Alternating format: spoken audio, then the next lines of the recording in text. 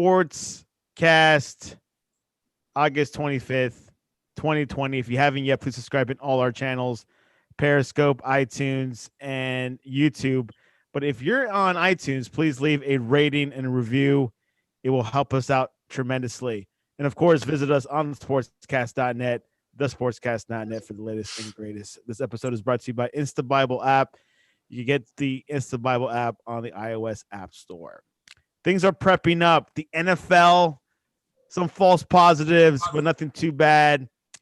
College football sits the same, where the Big Ten and the Pac-12 are still out. SEC and ACC are looking good. Big 12 might be the first of the three if they do want to cancel the season. But we got a man that is just coming out of work. Justin Riley, welcome back to the Sportscast. Man, I can't think of a place I'd rather be right now than sitting here talking football and then talking Alabama football and with the guest we have tonight. Yeah, exactly. And, of course, we have our Alabama series. But before we get to it, there was some news today out of Tuscaloosa that they'll be shutting down bars.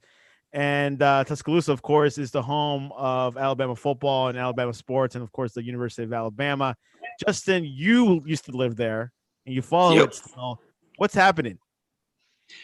Basically, the mayor has called for the shutdown of bars, and not only bars inside sit-down restaurants for 14 days with hopes of trying to lower the COVID case numbers. Does that include Rama Jammas? And Rama Jammas does not have a bar, sir. Okay, making sure. No, it's an attempt to try to lower the numbers that are increasing day by day. But to be honest with you, closing a bar in a college town or bars in a college town for 14 days, is it going to do a bit of good? Because after the 14-day ban is lifted, what are college students going to do? Go back to the bars. So doesn't really do a whole lot. If they really want to make a difference, they need to extend the time period a lot longer, just 14 days. Now, the Alabama students, are they back on campus or has school begun? Like, what is the atmosphere over there right now? They are back. I believe they came back this past week. So life is trying to resume as normal at the University of Alabama. Quite interesting. Of course, we'll be definitely keeping guys up to date of what's going to happen in college football. I do feel what my gut's telling me SEC will go on. I do like what Mike McCoy said about 3 games and then postpone it. That could be a very possibility, but we got to let the cards play itself out. Justin Riley, can you do the honors? Man, absolutely. But first, Rama Jammas has been a staple in the Tuscaloosa community since 1996. People from miles around have driven to experience their game day atmosphere no matter what time of year it is. Stop by today and try their fried green tomato BLT or award-winning hamburgers. Rama Jammas, where the season never ends. All right, guys, it is Tuesday, and if you've been following along for the past 4 months, you know what that means. We are going to talk with an Alabama legend today, man, another big one that I'm excited about. And get ready, the list of his accomplishments is quite long, so we might be here for just a minute, but he has definitely earned all of them.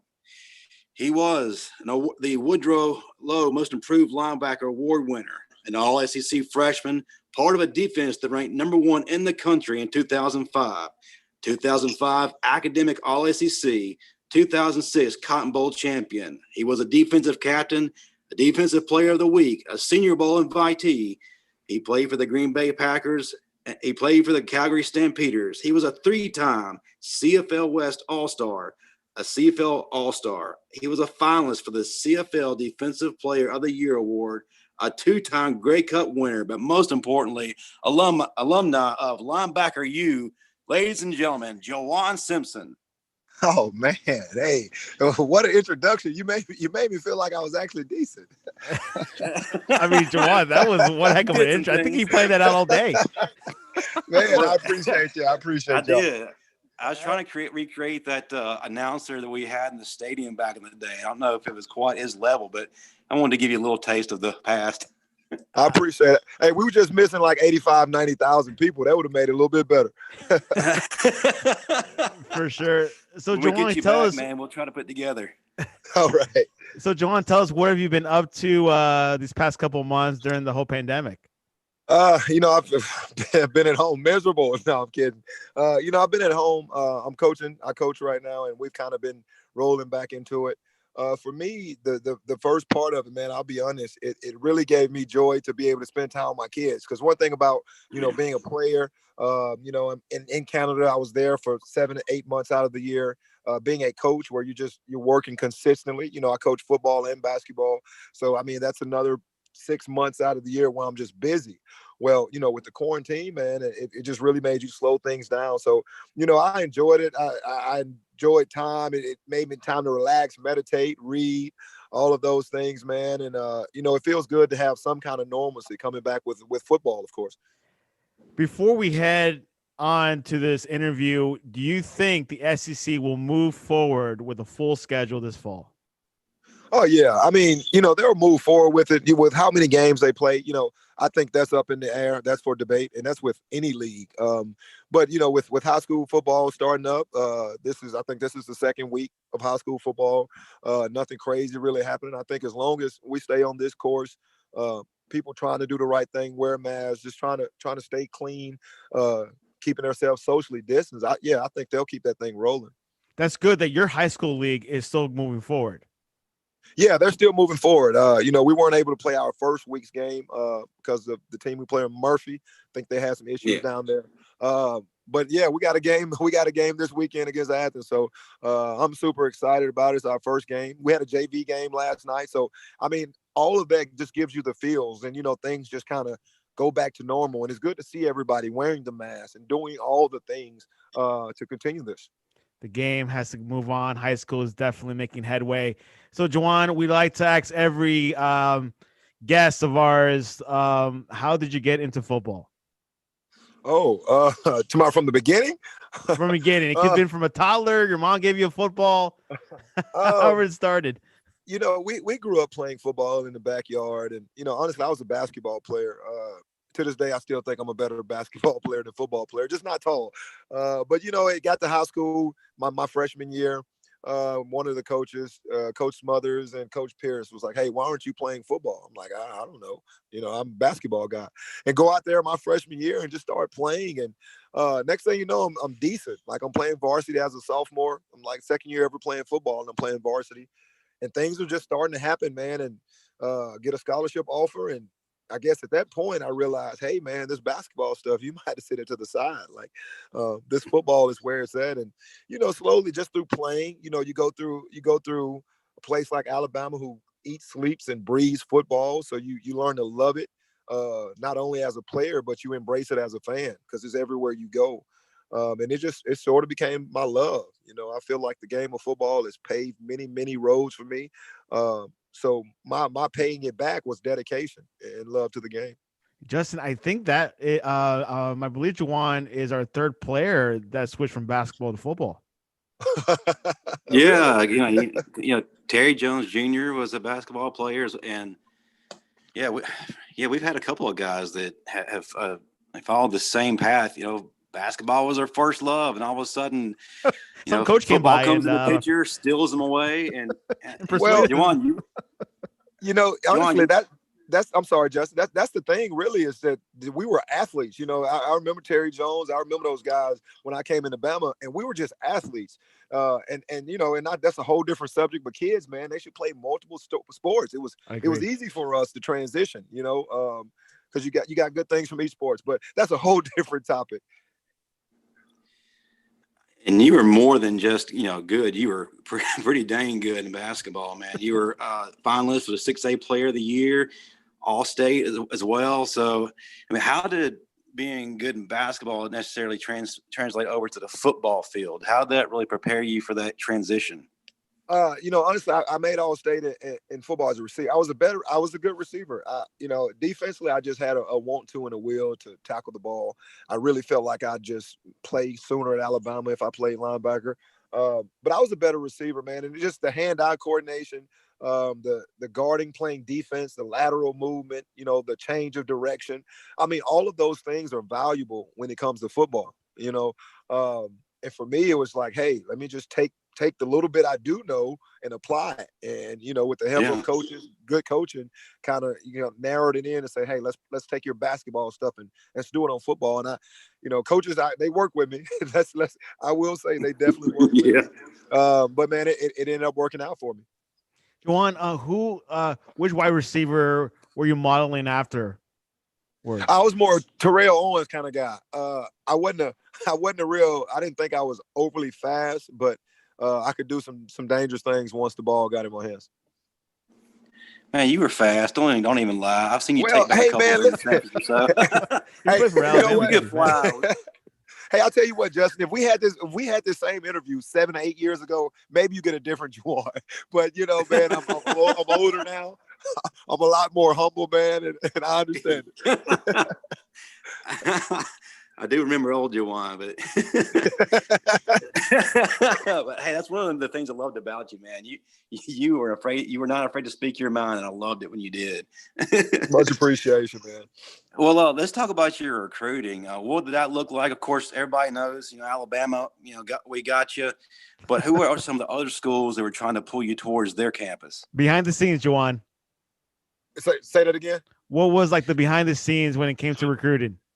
Hey, man, listen, I'm telling y'all, if there was no behind the scenes with me, man, you know, I had Mississippi State, Middle Tennessee State, Louisville, Auburn was recruiting me. No offers. Auburn was recruiting me. Memphis. Those are just surrounding schools.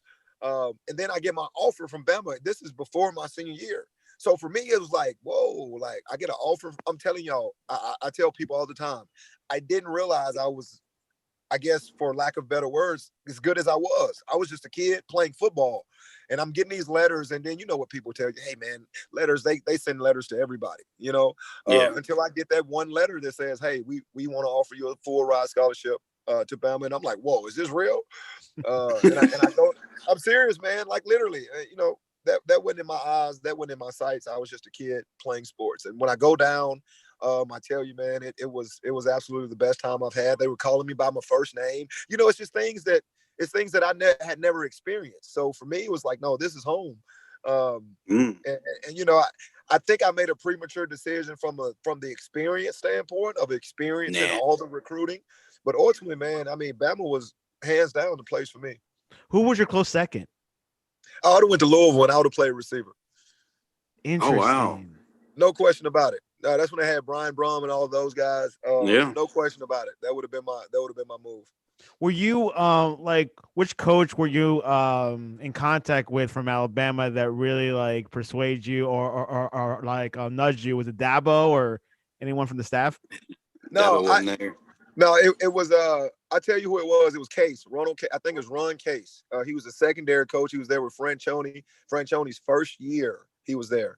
Old guy, old school guy. He's a secondary coach. He just, you know, he used to come just, you know, I don't know. He was from Bama, you know what I mean? So it wasn't, I didn't have a close relationship with him. For me, it was more the players, the Bama Bells. I can't lie. It was the Bama Bells, the environment. Hey, I can't blame you there. I mean, hey man, here I am. I'm old and I can admit that stuff now. But all of that stuff was irrelevant to why I went, man. It just ended up being the best thing for me. But the atmosphere, game day atmosphere is something that I just, you know, I loved it. Walking out of that tunnel. And, you know, at that point in time, we weren't a national championship contenders and they still had packed out stadiums week in and week out. So for me, it's like, man, this is what it's about. Let's transition to Alabama. Of course, that time you're coming into a unique situation in Tuscaloosa. We'd just been placed on a 2-year probation with a bowl ban. However, things were looking up under Coach Franchione's second year. What was the atmosphere like, and what goals did you set for yourself coming in? Man, listen, Justin, this is going to be the boringest interview ever. I had no goals. I'm serious. No, man, we like you being real. No, I'm just being honest, man. I was just a kid who was like, hey, you know, I'm playing football. I had one thing. I was either going to get a scholarship or go to the Army. My daddy told me. And, you know, he talked about it, and I got a scholarship, and it was like, okay, I'm paying for school. I never thought about anything pro. It was like, just get a degree. Didn't matter in what, just get a degree. So I didn't have any goals. I knew I wanted to coach, but I didn't want to do the quote unquote PE teacher whatever I felt like at that point in time, every athlete did. I mean, I ended up getting a general studies degree, which is still the same, but I just, honestly, man, I had Justin, I had no guidance. I had nothing. You know what I'm saying? I was just happy to be in college and happy to be playing football. So all of the goals and everything really didn't come until I got older. Which And I players love this because we haven't really, I guess, come across a former player with that kind of perspective. It's so yeah, it's different. refreshing. It's great. I love that, man. I love That's that honest. you are bringing that side to it. Well, we didn't, you know, and I'll say this, I didn't have, and not just me, you know, it's not like I came from this just the worst upbringing ever, but I never had anybody that went through the recruiting process that could tell me, hey, A, B, or C, or they could, you know, there was anything like that. And, you know, there wasn't any social media. You know, there were guys in the next city over. The only way I knew they had a scholarship was to read the newspaper on signing day. So it was none of that. If you didn't have the things that you were accessible to in your neighborhood or on your city, you just were kind of blind. And, you know, I was blind to a lot of things. My parents were too. Like, you know, we weren't a family full of athletes. I was the guy that kind of just happened. We're both together. So tell us, once you got to Alabama, how was the atmosphere like? How was the program? Was the championship feel? Was it like rebuilding? How did you feel when you first walked in? I knew nothing else, but this is great. You know, I'm around some of the guys I've watched on TV for some years. I mean, I felt like the facilities were amazing. But I really didn't have anything to compare it to. You know, I come from an Austin high school team, which I thought we were good, but we didn't have the best facility. So going to Bama, it was a major upgrade. Like I said, for me, it was just the thing that stood out the most was the atmosphere, the people knowing you, the people, you know, knowing more about you than say one of your friends or something, you know. For me, that was like, wow, that let me know the seriousness or the magnitude of the situation I was in. Like, hey man, you're not just a normal kid. Like, you know, you're a real football player for a major college. I don't know.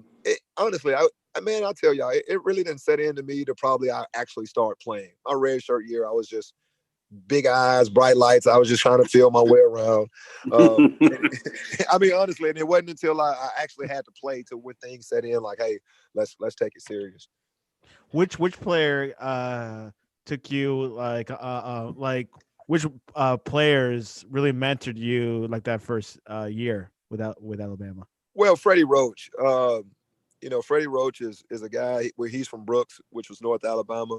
I was familiar with him, being that I lived up in this area. So from the first time I came in, him and Roman Harper, who was, it's weird, they were roommates, and I was really close with both of them, man. He brought me in and took me under the wing and just was like, hey, let's get going. Another guy who a lot of people forget about is Shad Williams. Okay, Freddie and Roman.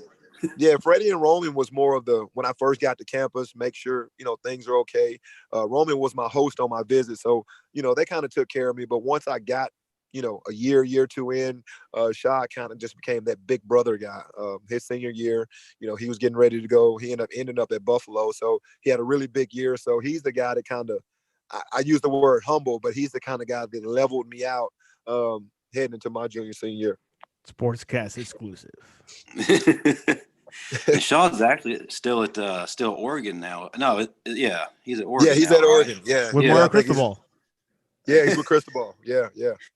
Ooh. Man, so how important was that redshirt freshman year for you, as far as, you know, your growth and your development and just really learning about, you know, Alabama? Well, I wasn't ready. It was perfect for me. You know, I was 6'2", 185 pounds, and they had me at linebacker. So, you know, I needed that year of growth. I turned 18 my first day of college, his first day of summer school. So I was, needless to say, I needed that maturity level as well. I needed it. You know, some kids come in, especially nowadays, they're ready. They're bred for it from 8th grade, you know. Not me, man. So it was major. Like I said, I was able to understand school, understand the college life, balance it all together, because that's big. You know, that's big. Leaving home, you know, come in whenever you want, all that craziness.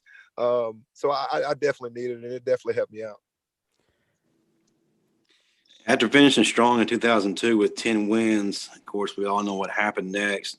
You know, the bottom fell out. Coach Francione, he ran away in the middle of the night. Mike Price was there for about 20 minutes, and he had to go. Tornado. No disrespect. And then we hired first-time head coach Mike Schuller. You know, What was that experience like for you as a player? I mean, what was going through your mind when you're seeing all this stuff unfold before you? Man, I don't know. It was It's it was uncertainty. almost, yeah, it was too much to take in. I mean, it was my red shirt freshman year, so I really couldn't feel a type of way. I didn't have a great relationship with Franchione just because I was still a red shirt freshman. And, I was just another guy in the building. So when he leaves, it's like, okay, I mean, it doesn't bother me. So then Price comes in, and this is the spring that I'm going to play. So I'm in the rotation, and Price, I actually like Price. I thought he was a great coach. He made practice fun. But he made practice fun, man. And so when Schuller, it's a whirlwind. So when Schuller comes in again, it's still kind of my red shirt freshman year, and it's like, all right, we'll roll with this guy. But I mean, it was just a lot to handle in a short period of time.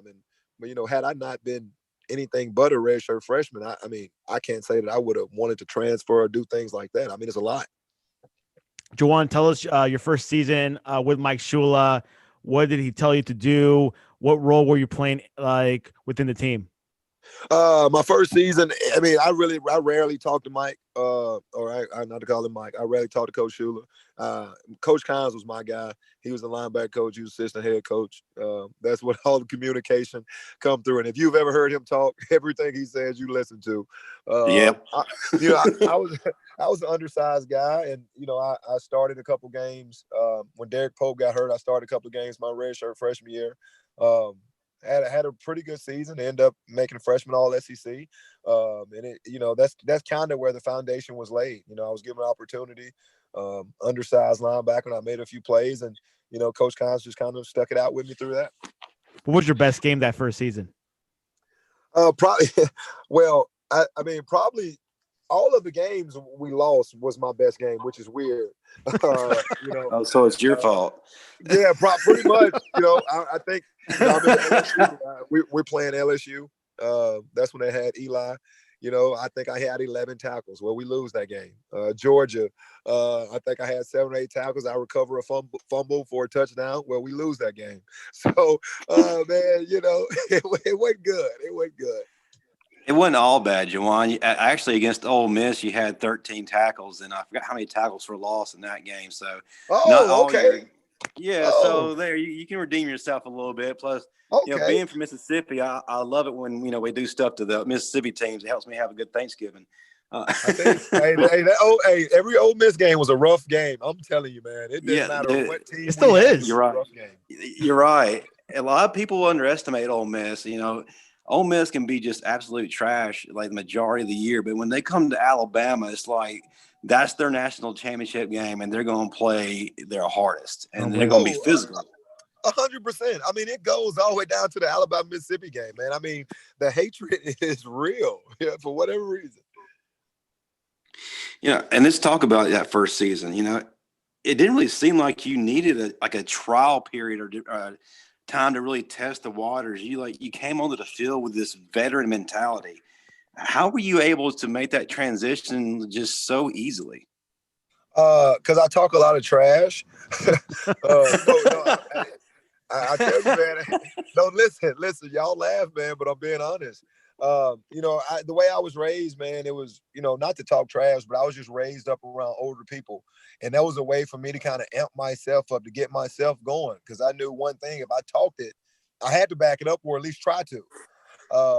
And man, I just, I've been a captain on every team I've been on. So there was no shyness there. It was just a moment of it was waiting on the opportunity to present itself. So when I got the opportunity, man, I just, I told him what I was going to do, and whether I did it or not, because it was some rough games, trust me. But I still. Would you say that you've built that leadership role within your first playing season within the team? Yeah. I mean, sort of. At the end of the day, I'm still a freshman. My quote unquote redshirt freshman. But I think guys started to understand that, not only was I going to hold myself accountable, I was going to hold everybody else accountable as well. And I really didn't care if you were friend or foe. I mean, if it was about the team, we were going to do what we got to do. So I think it just kind of carried with me. For whatever reason, guys are humble to a fault. They're quiet to a fault. And that's never been a that's never been a attribute of mine, is being quiet. So I think it just kind of rolled with me.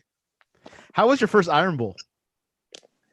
We lost it, so I don't know. I mean, golly. Yeah. I mean, hey, why we have to go sour on the conversation right there? God, Totally forgot about that game. Justin talks about it all the time. No, listen, I've tried to block out a lot of some of our experiences back in that day. Yeah, man. Let's go to 2004. It was a great environment. All of the Auburn games are great environments, man. I can't even lie. But I mean, because it's the pregame that you love as a player. Because during the game, it is what it is. But the pregame part of it is really cool. There must have been like the biggest hostile environment for you guys to go into, especially Auburn? One of them. Playing in Auburn. Not a chance. One of them. Not a chance. What do you say is like the most hostile environment that you played in college? LSU. Yeah, I imagine that one. Yeah. Listen, man. Listen, you. It's nothing like riding down there and you got little kids shooting your birds and hitting on the bus. Yeah. No, yeah, that is pretty tense. Man, it's a long, narrow road, and it's like, man, am I ready for this? Is this gonna become an actual fight? Like, you're not supposed to touch the team bus. Come on, guys, y'all know you're not supposed to touch the team bus. They're hitting on the team bus and all that. What's happening? Oh, that's hostile. You're getting me pumped up for college football right now. Anyway, man, I'm pumping myself up right now. Golly. Too bad there's gonna be no fans this year. Well, maybe I don't know. Right. Okay. After just a short time, you experienced more adversity than most people see in a lifetime in Alabama. How did you stay dialed in and focused despite all that was going on around you? And what positives did you take away from it? Oh man, it was just you got to kind of find the good in the bad somehow, some way. And I can't necessarily say everything it was a positive, but I try to treat everything as a learning experience, good or bad. Just try to learn from it. So, and I guess that answers your question. I just try to take everything and whether it taught me something or I just learned something for future reference or whatever the case, that's how I try to handle it. Let's go into the 2004 season. Juwan, tell us what ambitions you had in mind, and tell us what was that second season playing? How was it like?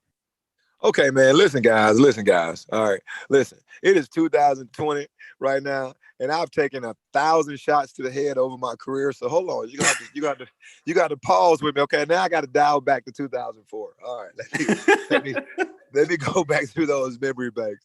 No, man. 2004 was a kind of a disappointment year for me. After coming off the red shirt year, I think Brooks Daniels had just left, so I was kind of like the legit starter coming into the season. We start the season off I think it was the second or third game against South Carolina. Get a shoulder injury. I mean, I got dumped. One of the linemen put their hands on me, took me for a ride, and yeah, he dumped me, and I was hurt then. I was out for 2 to 3 weeks. Never got my starting position back. I just became a role guy at that point, which I got reps, but it's nothing like that starter. So that year just kind of went by. I think we were in 4-9 that year too. I think it was a really bad year, man. And it just kind of flew. So needless to say, it kind of gave me a little more motivation heading into that 2005 season, which was a pretty amazing season. When did you know that y'all had something pretty special going into that 2005 season? Of course, we all know that we had the best defense in the country, but what did you do in the off season that really, set the tone for that season? Honestly, I think we had a really good spring. I don't know why. I don't know what makes me feel that way. I don't know why that spring stands out to me, but I mean, you got DJ, you got Prothero, you got Keith Brown.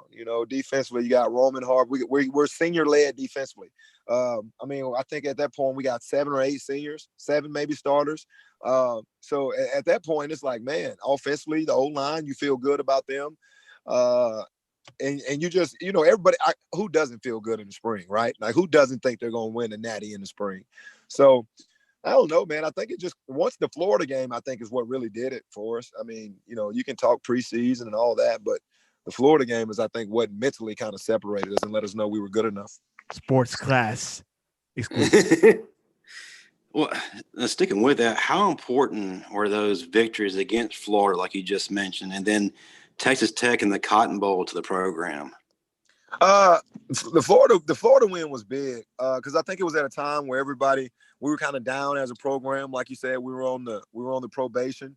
We were just getting off of the probation, so we didn't have the scholarships. And like I said, the year before it wasn't a good year. So I think the timing of it was perfect. It was kind of like it's what we needed, was because those were the wins that you needed. The big ranked team wins. I mean, you'd get your Vanderbilts, your Southern Misses, and occasional back then South Carolina. But those Florida, Georgias, and those games like that, those were big games. So those were staple games. So that season, man, I think that really gave us the boost. And I kind of feel like 2005 happened. Well, it got started back in 2003. I noticed when I worked with the team under Coach Pollard, there was just something different about you guys. Rudy Griffin even said that he felt like y'all's group could go up against anyone in the SEC and beat them. Fast forward 2 years later, boom, that defense was doing their thing. What led to that confident mindset? I don't know. I don't know if it's the preseason awards that guys were getting. I think Roman was a preseason All-American. I think Miko was on the Buckets Award list. I think Mark Anderson might have been preseason All-SEC. So I don't know if we just, Charlie Pepper, I don't know if we just really felt like we finally had the pieces together or what, But again, man, confidence and winning, that winning breeds confidence. And, confidence breeds success. So I think it all was a domino effect that played a part together. Right. Well, let's transition into your senior year. Going into that season, I guess this was your season. This was your senior year. You get a chance to do something special. What were your goals going into that year as a team and as an individual? Well, we knew we lost a lot. And like I say, 7 seniors on defense. We lost a lot on offense. My whole thing was, okay, here he is. We lost a lot. Now, I honestly didn't think we were going to be as good as we were the year before, just off of, people gone. And honestly, man, it was just like, all right, just hold things down. We want to finish, be around the same statistical area as last year's defense and go from there. And man, we just didn't win the games we wanted to win. We had young guys that had to step in to play, and it just wasn't the year that we needed it to be. So you weren't really feeling it, even with a lot of the talent we had coming back on both sides of the ball. I still felt like, in a way, maybe this is just me being, biased. It is. I felt like we had a lot of good pieces coming back, and we could have maybe repeated what we did the previous year. Well, I mean, we did, but for me, it was the O-line. I think O-line, we lost some guys, which what gave us some trouble in the second half of that 2005 season. We had young guys that we had to depend on. We had Prince Hall, who was a freshman middle linebacker. We had Simeon Castile, who I think at that time was just a freshman or sophomore, maybe, who ended up having an amazing year. We had a Ramsey Robinson, who had always been playing nickel. Now he's out at corner. We had a Marcus Carter, who was a safety. All these guys played for us, but none of them had any proven time outside of Ramsey Robinson. Of course, Simeon was a highlight reel waiting to happen, but we had a lot of just parts who I was, not just me, but just were questionable just from lack of playing time. So I think that's why I didn't feel as confident. Offensively, you lose Brody Crowell. John Parker's good.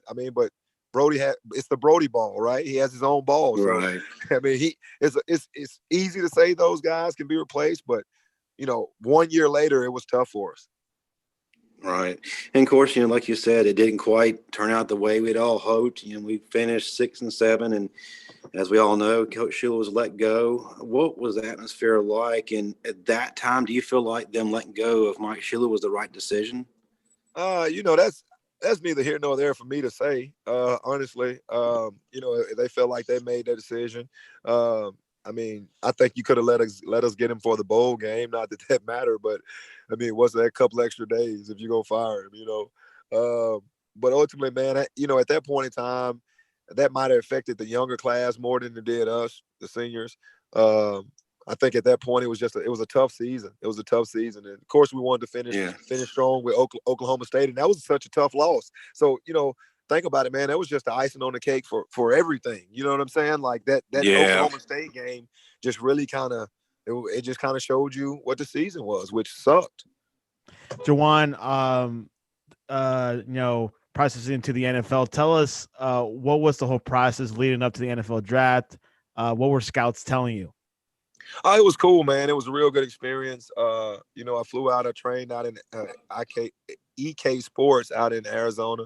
Went out there and trained for 3 months. Went to the Senior Bowl, which was a great experience.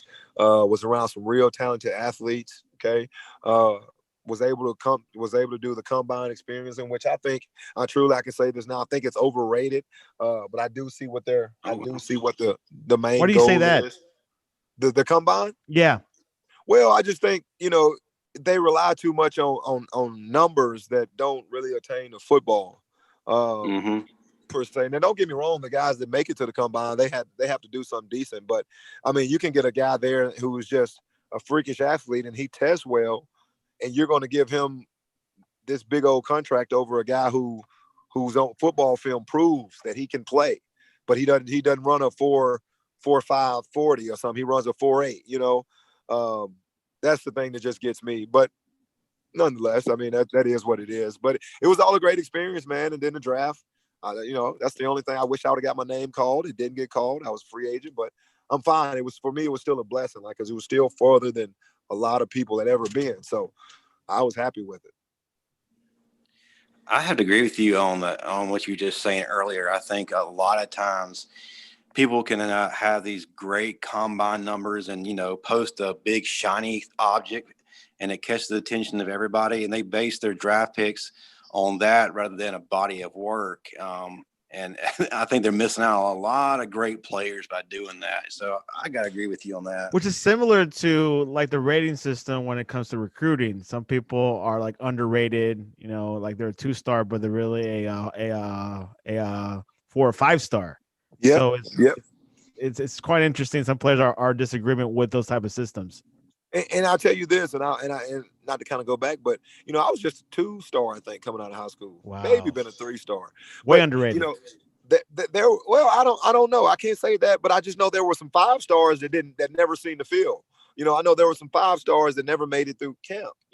So those are the things that kind of open my eyes to the whole rating system and all that. It's, I'm not saying it's a scam, a scheme, or none of that. I do think some people are legit, but I also think some people just didn't have the exposure and they're not as good as they are. But again, I'm just a high school coach right now. Yeah, which a lot of players fall like within like the cracks. And even Justin Riley says it. I mean, he's not a pro recruiting system, but maybe have it like change a bit or something.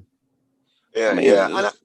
It's hard, man. I say that there's 1,000 colleges out there. It's hard to find. I mean, so whatever it is, it works. But, I just think when some of these guys that are 5-stars, they just developed a little bit early, or, they're just that monster in a 1A league who has 3,000 yards. But if he was in a bigger classification, he wouldn't do that. But again, that's neither here nor there. Another podcast to talk about. We should have a special podcast on recruiting because we talk about it here a lot. So. We could have a whole nother podcast on that. I know, with right? Tyler. Which I want to do, definitely. Now, all's not lost. You did get picked up by the Packers. So kind of go through that process with us and what your time with the Packers was like. It was amazing. I'll be honest. Charlie Pepper was there. And that was probably the worst thing for me. Well, no. Don't take that the wrong way. No, I understand what you're saying. I understand what you're saying. I have no idea what's going on at that time. Roman was like Roman Hart was like my best friend in college or whatever. We hung together all the time. Well, Charlie was his roommate. So which made Charlie, all of us, like really to this day, we're still really close. So when I go there, just having Charlie there gave me a sense of, I wouldn't say relaxation, but it just, I didn't have that same drive.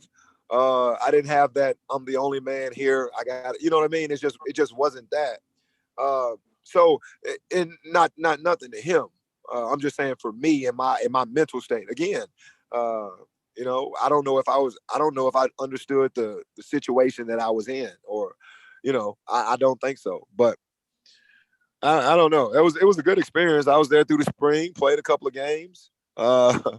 You know, not through the spring. Yeah, through the spring, played a couple of games in the fall, and yeah, man. Next thing you know, I get that tap on the shoulder that says, "Hey, it's time to turn your stuff in." So, yeah.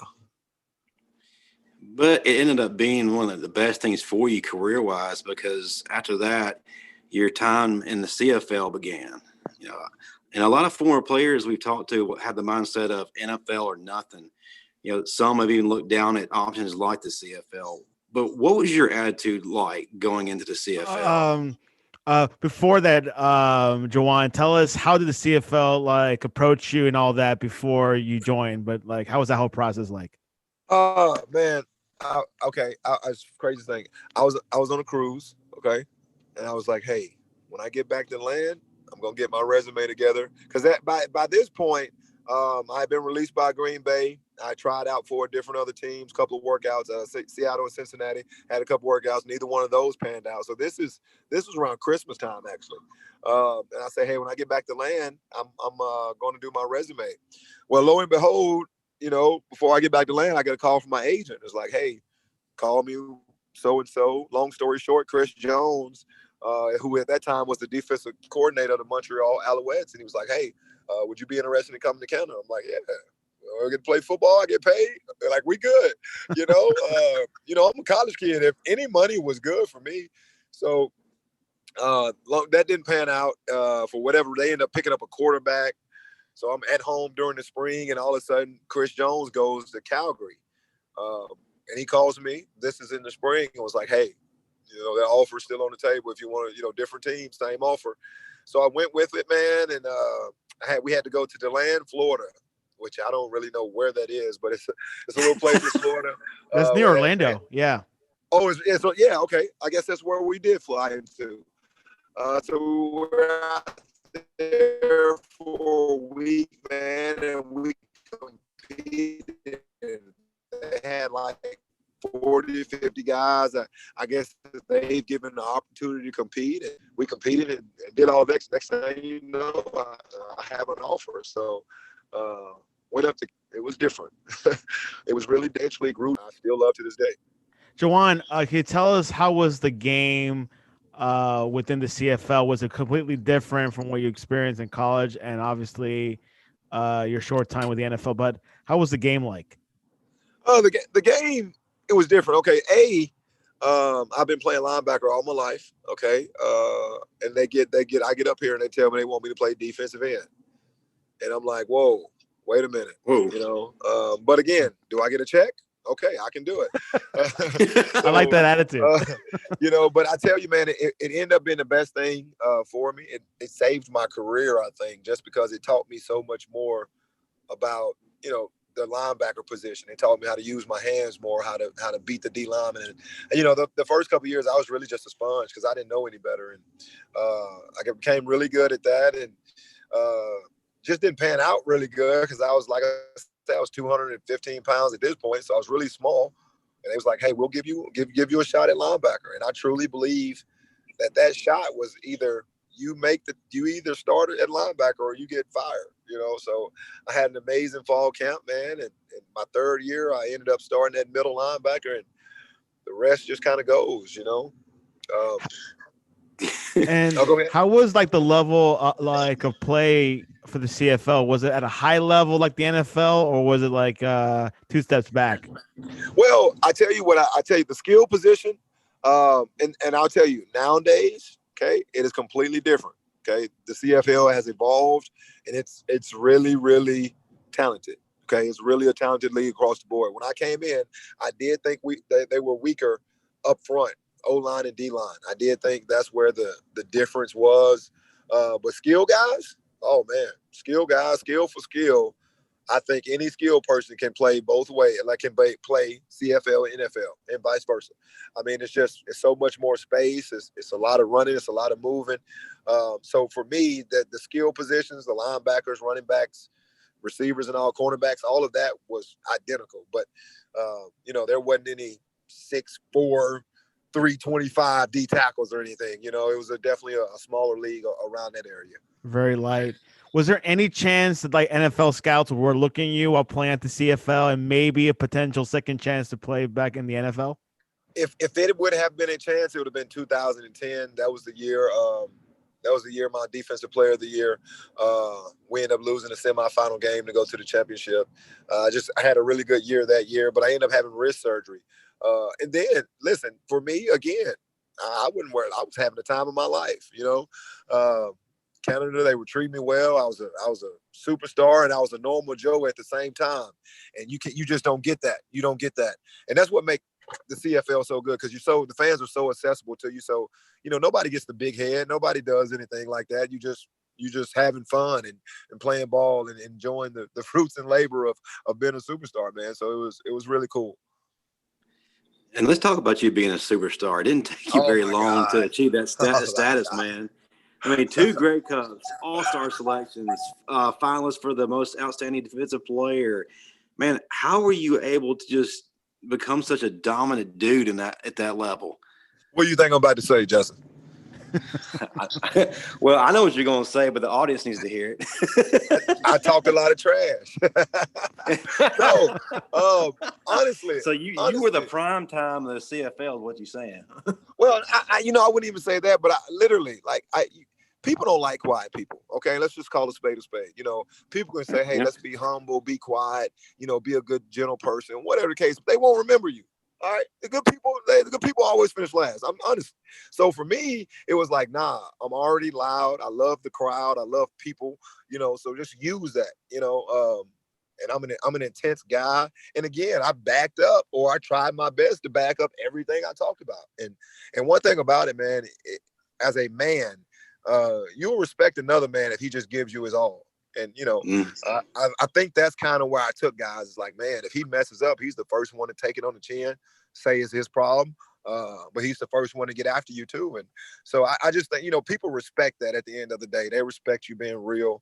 And on every level, man, I ultimately think that's what kind of guys, I ain't going to say look up to, but that's what kind of made guys kind of get in line and say, hey, this guy's our leader. Hey, Juwan, did you miss your calling in the WWE? Hey, it's crazy you say that, Justin. You know, I was a major fan every Monday, every Sunday, every Thursday. That's awesome. All we did in college, man. Man, who's your favorite wrestler? Oh, the Rock, but I like the Goldberg. Stone Cold was nasty. I like Stone Cold just because he didn't really care about much, and he said a few bad words, so that used to entertain me. That is our sportscast culture. We like wrestling and like I was the Rock, and even Hulk Hogan too. So, Juwan, you won 2 Grey Cups. That's pretty good. Tell us your experience winning those, and was it like Super Bowl-esque like feel when you played in them? Well, the first year I was a rookie. You know, my first year up there, and literally that year was the same thing as my first year at Bama. I'm just having fun. I'm a rookie. I'm playing ball. I'm grown. Can't nobody tell me nothing. I'm getting paid. I'm single. Like, I'm just having the time of my life, seriously. And next thing you know, we're playing for a Grey Cup. I wasn't a starter. I ended up starting the game, but I wasn't a true starter. I was more of a role player that played 60, 70% of the time. And man, I mean, we win and we celebrate. We do all of the things, but again, it didn't really stick into me because I didn't work for anything. It was just kind of, I was a part of it. The second one, man, which I got the year before I retired, that was the one that truly just meant something because I was older. All the other stuff was behind me, and the wins truly meant something to me. So, you know, I've never been in a Super Bowl. I've never been to a Super Bowl, but I mean, it's got to be close. It's got to be close. And it was an amazing experience. And it's an amazing experience to be on the team. And it was an amazing experience to be like the key cog of the defense or one of the top players, you know? So I seen it from both views. And the older I got, the more special it became. Well, what made you decide that, you know, it was time to depart from the CFL? I got released. Tell us about that. Like, why? You still had opportunities though for other teams, but you didn't take them. Right? Yeah, man. here's the thing, bro, and it kind of got I'm a family man. I pride myself in being a good father and wanting to be a good father. I always told myself, because of the cloud of fathers, like I wasn't gonna be a bum father. So for me, it was like, okay, can I go back and play? Yes. But are they gonna pay me what I've been getting paid? Or, because it's one thing to go to work, but if you tell your wife right now, hey, I'm going to work and I'll bring back $10 at the end of the week, if it can't feed the family, it's a problem, right? So, Right. had I went back to play, it would have been completely selfish. I would have left the family for, after exchange rate and this and that. It was almost small penny. So, I had a smooth transition to coaching. I had an opportunity there.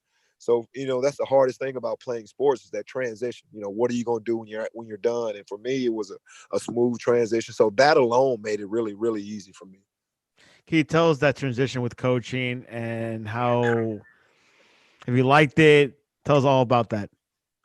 It's tough, man, because physically I was still able to play. Mentally, I was still able to play, but I just kind of had to switch my mindset around. But man, it was good because I was young.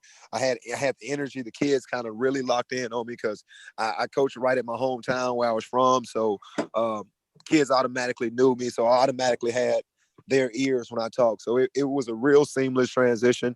And I was back in my hometown, so it was really good for me. And it kept my mind off of playing. I got the whole locker room feel from being around the coaches and all of that. So it was really good for me. And kind of tell us when you actually transitioned from the player to becoming Coach Simpson. What we know you as a player, but what's Coach Simpson like? Not the same, the exact same. A leader to me is a leader, regardless of what you are or where you are. You're gonna lead the same way. I'm still the loud talker. I still get the guys going. Because nothing changes. A leader on the field is essentially a coach on the field. So all I'm doing now is same coaching, just not tackling anybody. How's the style of play right now? I mean, what are you seeing now with football? Has the game changed since you played high school? The game hadn't changed. I think what people are trying to do changes. When I was coming through, everybody wanted to run the ball. I remember being at Bama. Well, Bama still does it. It was weak lead, toss right. Remember Ole Miss? We played Ole Miss, and it was power right, power left. Yeah. Strong. So that's all they did. Whereas now everything's so spread out. When I was in the combine, I was the combine. I was 6'2.5", 221. Okay. Which at linebacker, that's at that time we had some big guys who were 245. John Beeson might have been 235, 240. Guys like that. And here I am, just a beanpole. Okay. Whereas you take it to nowadays, they got smaller linebackers, right? So they can run with their seat because it's such a spread out game. So the game is the same. You still X's and O's, but I think what people are trying to do, I think it goes full circle. Now everybody's spreading it back out, but eventually they'll get that Saban in them and they'll want to run it again. Yeah, it comes in waves. Hey, Justin, one more before we answer rapid fire, and I have one more. Yeah, absolutely. Okay. What I guess you played for a long time. What are some of the biggest things or takeaways you got from your long career, whether high school, college, CFL, that you really want your players now to really understand and grasp? The saying of you never know when is your last game. I don't think people understand that. Because you truly don't know. And, you see so many of these crazy injuries. You see, play like it's your last. I think that's a phrase that's taken for granted. Even in the work world, we go to work sometime and we just take things for granted. And that's the only thing. Like now, I tell you, I miss football. I miss everything about it. And I tell them the high school level, this is the one, even y'all guys, the high school football is the one brand of football that is still pure. And you'll always remember high school football. And that's why I tell these kids, like, I know some kids that didn't play a down in high school, but if you talk to them and you ask them about their experience in high school, it was amazing because they gave it all they had. So, that was the one thing. I mean, I look back and I still remember my last few plays of pro. I mean, I still remember. But hell, at the time, excuse my language, I'm so sorry. It's But okay. at the time, at the time, I really thought I was gonna play again. You know, I'll be back next year. So that's the one thing, man. I think that, you know, coaches, players, even people, we take for granted. Doing everything like it's your last. Yeah, in football, you know, you could be one blow away from your career ending. So it's quite interesting that. Back to the CFL, which I'm really curious. Do you think that the NFL scouts overlook like the whole league itself? Do you think like they're overlooked, or like do you think they are there, boots on the ground, but they're just like the talent just not there for Well, the? you'd be surprised how many people actually get signed year in and year out. You know, now do they get signed and become, you know, highlight prolific players? Not really, but I mean they do get signed. I mean the one that probably stands out is Brandon Browner. You know, I played with him when he was at Calgary. He gets signed with Seattle, and you know wins. I think he had two championships. You know, Delvin Breaux, who was out in St. Louis. I mean, that's not St. Louis, but out with the Saints. And Jarrell Freeman, who's with the coach. I mean, these are just a few I know. Cam Wake. I mean, maybe people remember him when he was a DN for. He was, you know, he was really the first big name. I think that, you know, because my first year, he was a really big name in Canada, and then, you know, he comes to the NFL and tears it up. So they know, people know. It's just it's growing now more so than it was when I was there, though. Do you think like the XFL, which hopefully will start next spring, do you think that'll be a good thing for like the for football itself? You know, potentially bringing like that second chance for that, you know, like that player to play for the NFL. I think so. I mean, but it really just depends. I mean, one thing I do know is it's a lot of good football players in the world. There is, yeah, that don't get an opportunity for whatever reason. You know, honestly, if you know think back of it, life is about opportunity, and you know where works for you may not work for the next man, and vice versa. So, you know, guys get these shots. I'll use me for example. I went to Green Bay, but I didn't really get a shot anywhere else, like true shot.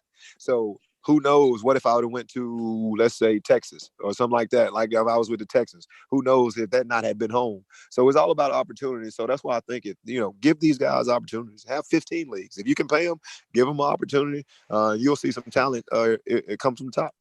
that's the key, the opportunity, and if they get paid. So at least $150,000 a year, what the CFL does. Rapid fire, quick questions, quick answers. I'll go first. Juwan, who was the best player that you played? I mean, which opponent team had like the best player that you played against? I'll probably go with Arkansas when they had Felix Jones and then they had McFadden all on both teams, and they, you know, that's when they introduced that. Was it the Wildcat? Yeah. Interesting. Yeah. The Wild Hog. Wild Hog. Yeah. Sportscast exclusive. Yeah. Hey, as a matter of fact, your interception sealed that victory in that game against Arkansas. Good memory. When we played I remember, against, man. Yeah. My return game was a little suspect, though. Well, you know. All right. What's harder, meeting the expectations of Alabama fans or your own? For me, my own, but I mean, Alabama fans, man, they expect a national championship every year. I mean, 10 wins ain't good enough now. So that's the losing season. It's tough to beat theirs. Yeah. Which school or like which stadium did you really despise like the most?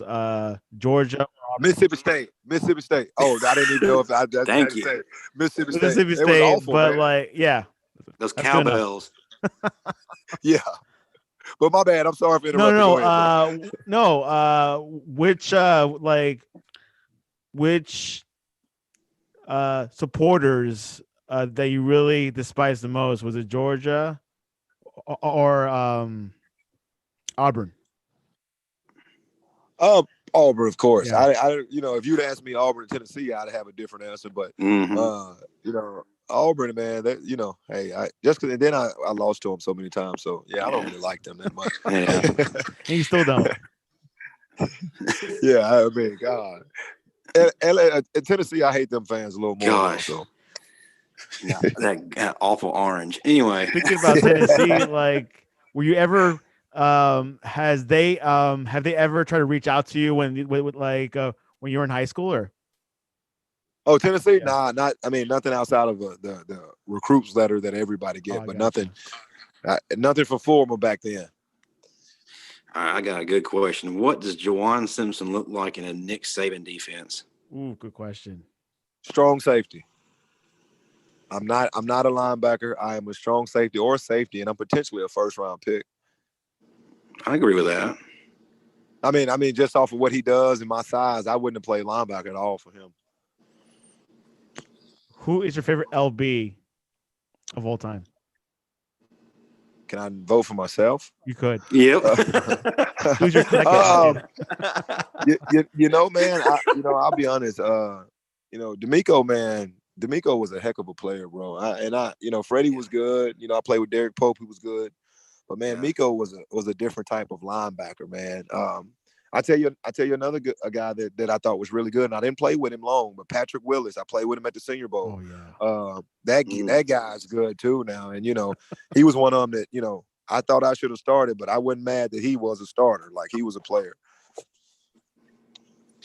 Now, one of your former teammates actually told me to ask this question. Can you tell us about the time that you busted Matt Caddell's lip in practice, and did he ever run a route in your area again? No, I tell you, I do not remember that. I do not remember that, but something tells me I need to. I was talking to him today. He said, yeah, man, he busted my lip in practice, and I had to be taken off the field by the trainers. Oh, man, come on, man. I was a nice guy, man. He said, I do think he apologized, but he thought it was the funniest thing. So he told me. Yeah, I probably did. Now I was a nice guy. I probably did apologize. Yeah. Juwan, how much can you bench today? I mean, what was your max of all time? Oh, the 365 is the most I've ever gotten. I mean, that's it. But I couldn't even do 300 now if you paid me. As long as it's moving, that's all that matters, brother. Yeah, Justin, you can do 500, right, Justin? Is that your max? Not anymore. No. I'm still doing all right. All right. If you had to do it all over again, would you have been a two-sport star at Alabama? No, I would have played. Mark got free. No, I probably would have just played receiver. To be honest, I probably would have put the linebacker on the shelf. Okay. Who was your favorite basketball player after Michael Jordan? Who was my favorite? Yeah. Kevin Garnett. Really? Well, yeah just because I'm a mentality kind of person, and KG was he brought it every day, and you didn't know he talked crazy. You talked to the basketball, but one thing about it, he played, and he gave it all. He gave it his all every time he was out there. So I was a big Kevin Garnett fan. Best barbecue spot in Tuscaloosa. Yeah, I guess everybody want me to say Dreamlands. Huh? That's what everybody wants to say. The thing is, that has not been the popular answer, believe it or not. Hey, there's been some other ones. It's not Dreamland, but this place ain't in Tuscaloosa. My dad used to always get it on the way to Tuscaloosa, but it's not Dreamland. Dreamland is good, but this place is like right outside of Tuscaloosa. I don't know what's the name of it, though. Justin goes to all of them. You know what I'm talking about, Justin? Hound House? Archibald's. It's Archibald's. It's Archibald's. That's what it is. Okay. Yep. Yeah. And that's a common answer, right, Justin? It is. It has been the most common answer. Terry Jones said it was his dad, but oh yeah, TJ. Yeah, nice guy, by the way. He said Coach TJ could do the best ribs out of anybody in Tuscaloosa. I don't doubt it. Which NFL team do you root currently? Do I root for? Yeah. I don't. I root for players, but if I have to pick one, I got to go. I got to go with Tampa because of Tom. I'm a Tom Brady guy too. I just like what he's done. Okay. Which he's looking good. I heard that the Tampa Bay defense is really hungry right now, and of course, when they face each other in practice, it gets quite challenging. Well, he's the GOAT.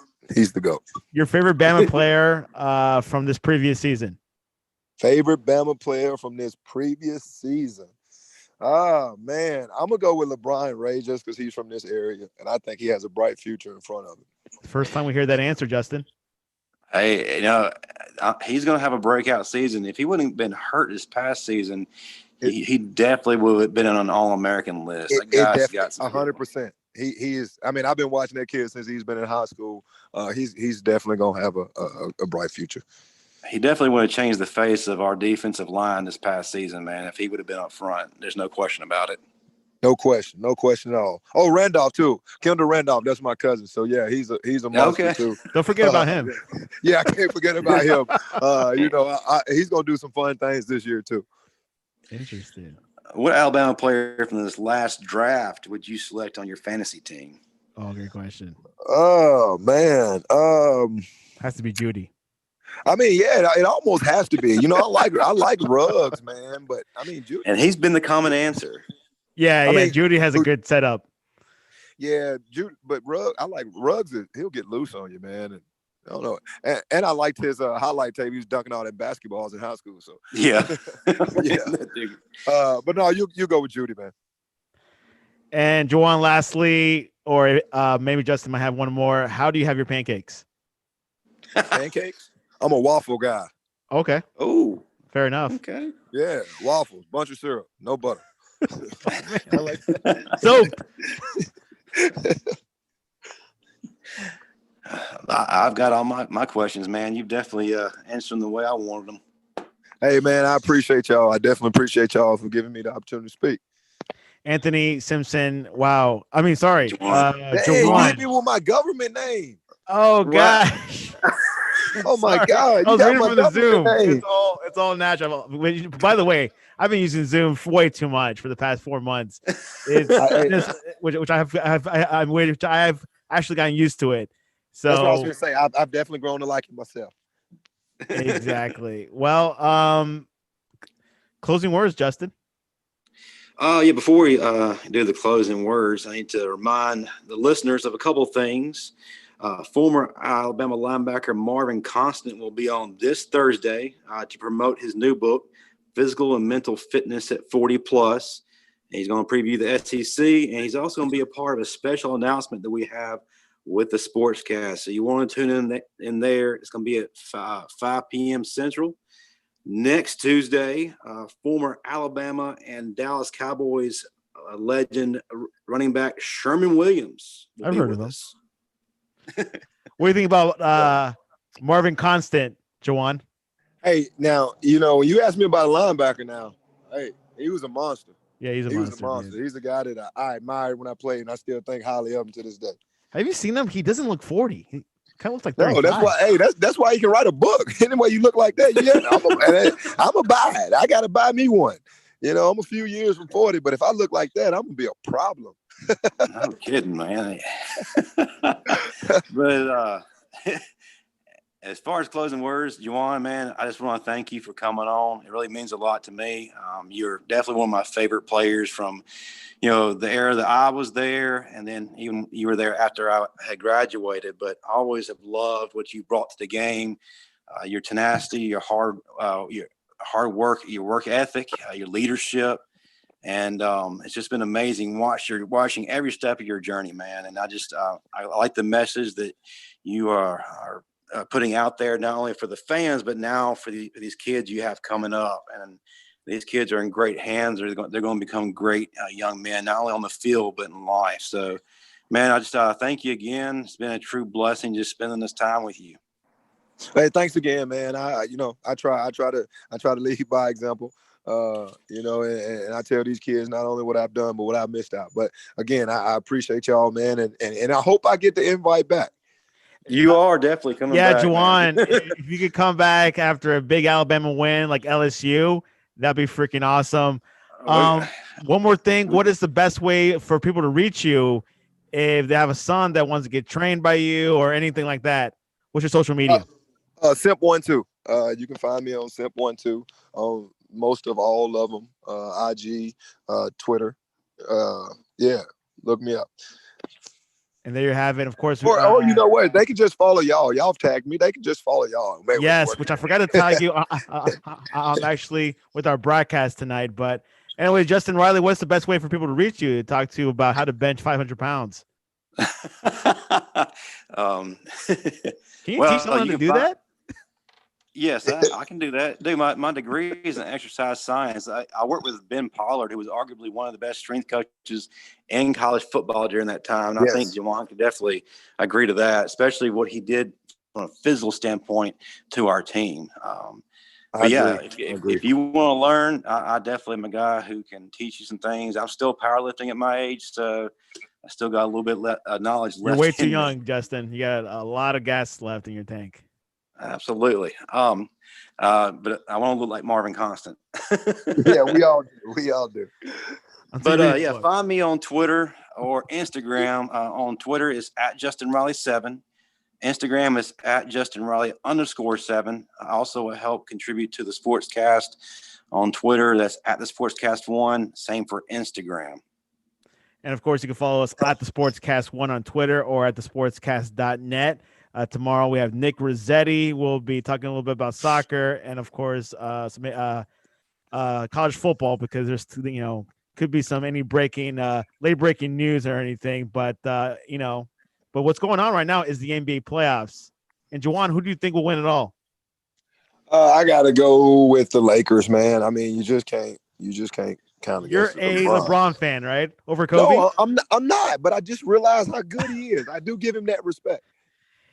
He's definitely up there, and I think he's second place, right? Justin, after Jordan. No. Kobe Bryant is after Jordan. I think so too. Yeah, I agree. I'm sorry. I'm a Lakers fan, a lifelong Lakers fan, but I've never been a LeBron fan. I got mad respect for the guy, like you said, Juwan, but I've never been on the big LeBron bandwagon. Even though you get like the Sports Center notifications. Anyway, I mean LeBron Center. LeBron Center. Anyways, Justin, Juwan, it's been a pleasure. We're definitely have one more week of the Alabama Legends, and after that, we'll definitely let you guys know what's going to happen Tuesday night. I'm really excited. Sportscast is expanding. That's all I'm going to say. Juwan, God bless. Roll Tide. Hey, God bless y'all, man. Roll Tide. Thanks again. God bless and roll Tide.